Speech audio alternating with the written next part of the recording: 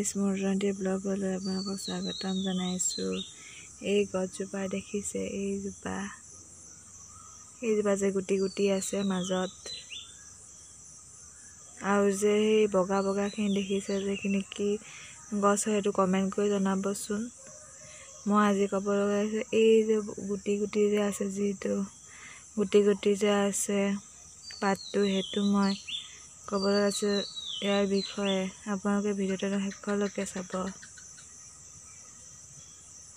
মই আপোনালোকক আজি যিটো গছৰ কথা ক'ব লৈছোঁ, এই গছটো হৈছে যিটো গুটি গুটি লাগি আছে, আপোনালোকে দেখিছে দীঘলকৈ পাতটো, যিটো মই জুম কৰি দেখাইছোঁ, সেইটোৰ নাম হৈছে গাখীৰতী দুগ্ধ বন বুলিও জনা যায়। মানে ইয়াৰ উপকাৰিতা বহুতো আছে। মই কিন্তু এটা উপকাৰিতাহে জানো, যিসকল মহিলা গৰ্ভৱতী হোৱাৰ পাছত, কেঁচুৱা জন্ম হোৱাৰ পাছত যিবিলাক মহিলাৰ মানে গাখীৰ নোলায়, সেইসকল মহিলাই এই পাতটো মানে ভাজি খায় নে কি খায় মই ইমান ভালকৈ নাজানো। আপোনালোকে ঘৰত সুধি চাব মা দেউতাসকলক।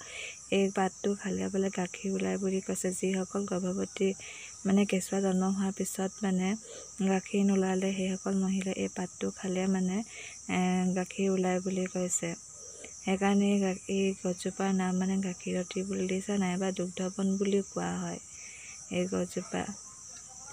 ইয়াৰ কি কি উপকাৰিতা আছে মই আৰু নাজানো, আপোনালোকে কমেণ্ট কৰি জনাবচোন। আৰু লগতে এইটো পাতটো যে বগাকৈ দেখিছে এইপিনলে, সেইটো কমেণ্ট কৰি জনাবচোন কি হয়।